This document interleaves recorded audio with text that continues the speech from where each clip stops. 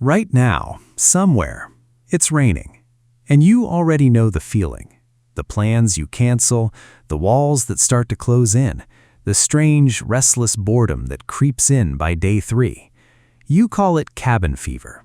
You blame it on modern life, on screens, on soft, comfortable boredom. But the truth is far older than that. Your ancestors felt this exact same tightening in their chest. They just couldn't scroll their way out of it. For most of human history, there was no roof that didn't leak, no walls that didn't sweat. When the sky opened up and didn't close for a week, there was nowhere else to go. So what did they do? What did a hunter-gatherer band do when the hunting stopped, the firewood turned to mush, and everyone was stuck in the same 20 square feet of shelter for 7 straight days? The answer says something uncomfortable about who you still are underneath all your comfort. Start with the shelter itself, because that's where the story actually begins. Archaeologist Lynn Wadley spent years excavating Sibudu Cave in South Africa, a rock shelter used by humans as far back as 70,000 years ago. What she found wasn't just stone tools and ash.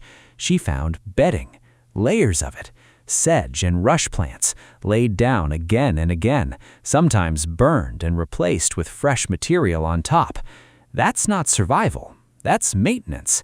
That's a group of people who understood they'd be lying in this exact spot for a while, and they wanted it dry. Because here's the thing about rain that people forget. It's not really the water that kills you. It's the cold that comes with wet skin and wet ground. A single night in soaked clothing can drop your body temperature into dangerous territory, even in weather that wouldn't otherwise threaten you. Ancient humans didn't need a thermometer to know this. They needed dry ground, a strong wall between them and the wind, and fire that didn't go out. Keeping that fire alive for days was its own kind of full-time job. Richard Wrangham, the primatologist who built much of the modern case for fire's role in human evolution, has argued that controlled fire didn't just cook food, it restructured the entire rhythm of daily life. Someone had to feed it. Someone had to shield it from wind and drip lines. Someone had to keep dry tinder in reserve for the exact kind of week where everything outside the shelter had turned to mud. A long rain wasn't just an inconvenience, it was a test of whether the group had planned ahead. So picture it, not one person facing the storm alone, but 10 or 15 bodies packed into a shallow cave mouth, smoke curling toward a rock ceiling, the sound of water sheeting off stone above their heads. What do you do, hour after hour, day after day, when there's no hunt to plan and no gathering to do? You'd think the answer is nothing, boredom, but that's not what the evidence points to.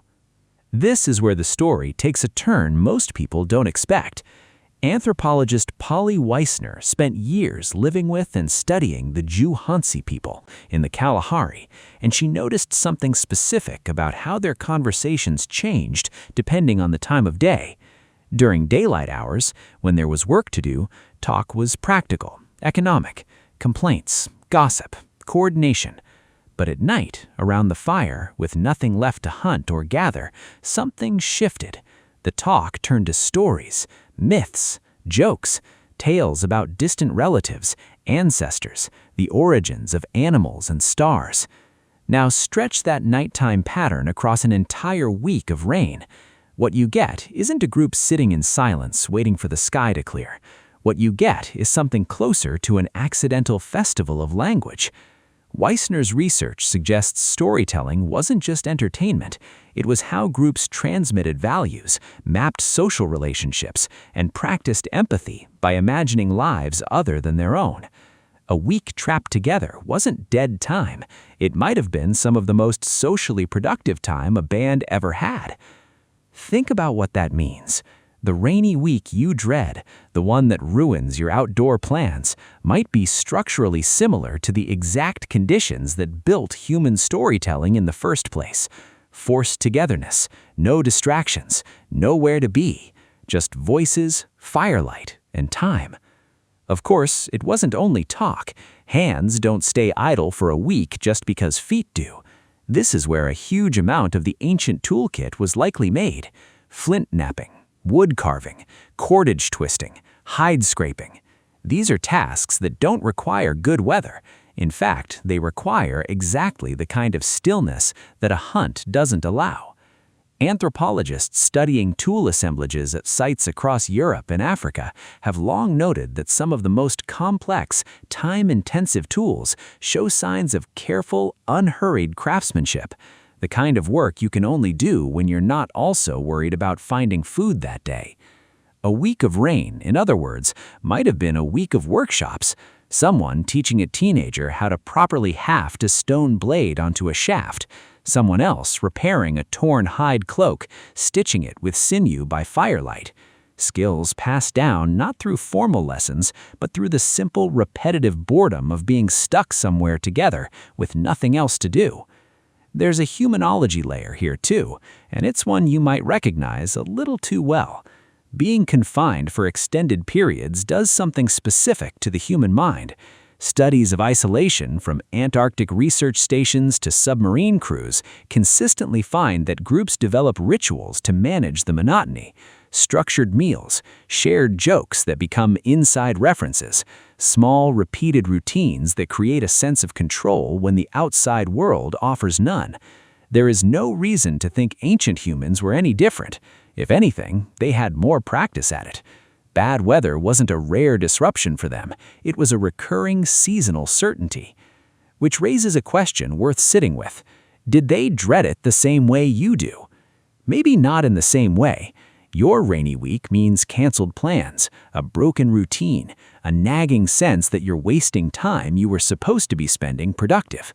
Your rainy week meant something more immediate: diminishing food stores, the risk of a fire going out, the tension of too many bodies in too small a space for too long. But it also meant something you rarely get anymore: undivided attention from your entire social group for days at a time, with nothing else competing for it. Robin Dunbar, the anthropologist known for his research into human group size and social bonding, has argued that our brains are built around a very specific kind of social maintenance: grooming, laughing, storytelling, gossip. All of it exists to keep a group cohesive enough to survive together. A rainy week, stripped of hunting and gathering, functions almost like an enforced grooming session. Nothing to do but bond, nothing to do but reinforce the very ties that would keep everyone alive once the weather cleared and the real work resumed. That's the twist hiding underneath your modern irritation at a rained-out weekend. What feels like lost time to you may have once been the glue that held a band of humans together for generations.